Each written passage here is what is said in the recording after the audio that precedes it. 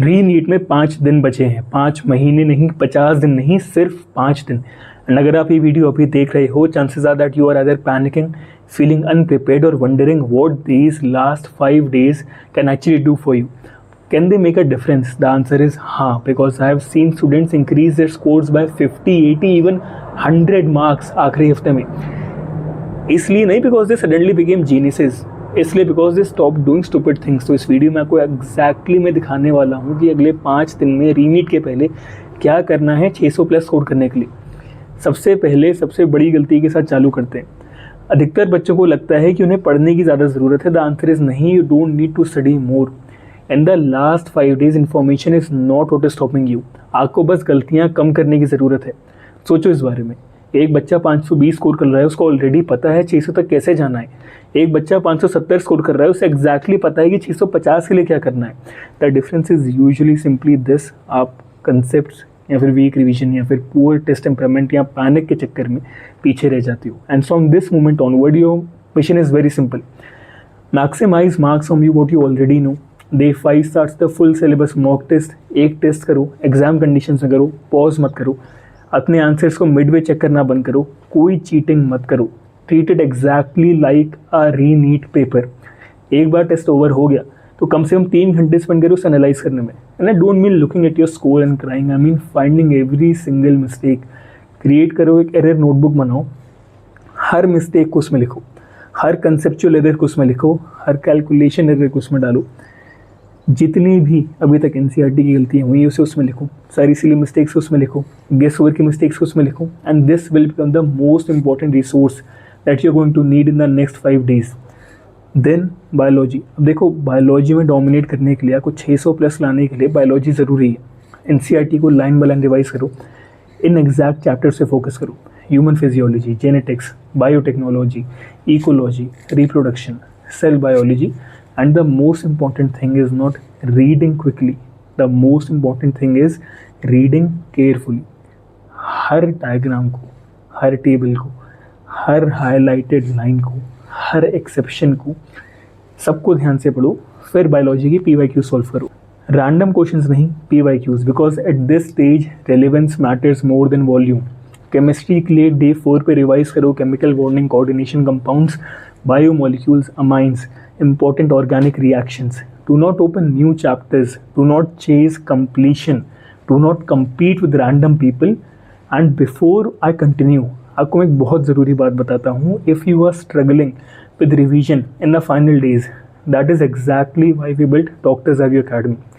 यहाँ पर AMC और टॉप GMC के बच्चे डायरेक्टली इस पेरेंट्स के साथ वर्क करते हैं, अपने नोट शेयर करते हैं, रिवीजन प्लान शेयर करते हैं, मॉक टेस्ट स्ट्रैटेजी शेयर करते हैं, and they are completely focused on NEET prep. We have free study material, free notes, free tests and guidance from students who have already gone through the same journey you are going through right now.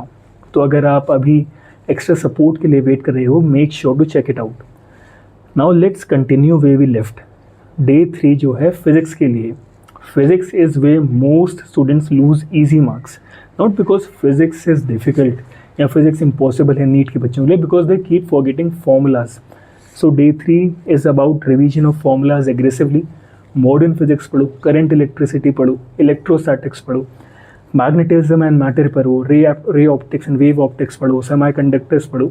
These chapters alone can contribute a massive chunk of your physics score. इसके बाद don't spend hours reading theory. Spend hours solving PYQs and revising formulas. If a formula is not instantly coming to your mind, write it down और उसे दोबारा से करो. बार बार करो और बार बार करते रहो जब तक वो एक सेकंड हैबिट ना बन जाए, ऑटोमेटिकली ना बन जाए. एक बात याद रखना, paper does not reward effort, the paper rewards recall. अब डे 2 2 दिन बचे हैं. This is your final serious mock test. एक आखिरी पेपर, एक आखिरी simulation. Give it your everything. Again full exam conditions and after the test spend more time analysing than solving. अधिकतर बच्चे जो हैं 3-3 घंटे वेस्ट करते हैं giving a mock test and only giving 20 minutes to analyse it. Toppers जो हैं बिल्कुल अपोजिट काम करते हैं, because marks are hidden inside mistakes. If you keep repeating the same mistakes your score won't improve anyways. तो if you eliminate अपनी गलतियाँ, आपका स्कोर जो है ऑटोमेटिकली मैसिव जंप्स लेगा. अपनी एरर नोटबुक को अपडेट करो, वीक चैप्टर्स को रिवाइज करो कंसेप्ट्स को जो आप भूल गए थे, and most importantly stay calm, because panic destroys more marks than lack of preparation ever will. अब आखिरी दिन आता है जिस दिन में बहुत बड़ा ट्रैप है कि बच्चे सडनली डिसाइड करते हैं कि वो पूरा सिलेबस एक बार आखिरी बार पढ़ेंगे।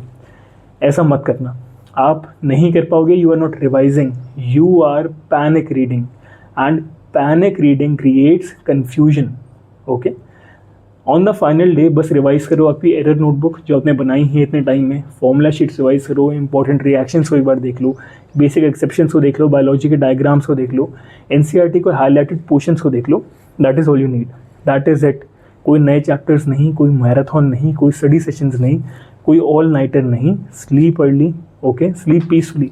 एक well rested brain can easily gain you 20 to 30 marks compare to an exhausted one.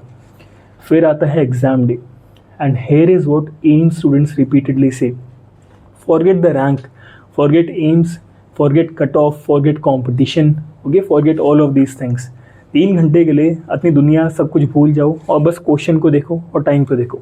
Easy questions पहले करो, build momentum, don't get emotionally attached to difficult questions कि मैं बैठ के सॉल्व करते रहे, फिर आप स्टक हो, आगे बढ़ जाओ, कोई बात नहीं। पेपर डिफिकल्ट लग रहा है तो याद रखो समथिंग वेरी इंपॉर्टेंट, सबके लिए डिफिकल्ट है। It is not difficult for just you, it is for everybody. Okay, now अगर ये सारी चीज़ें कर लोगे, then the people who stay calm during difficult papers will mostly defeat the students who studied 18-hour weeks. Okay, that is exactly what you have to do in the final days. They are about discipline, they are about execution, and they are about consistency. Trust the paper, trust yourself. आपने महीने spend करने prepare करने के लिए 5 दिन और हैं। Okay, you can easily take it out. Video पसंद आए तो सब्सक्राइब करो and see you in the next.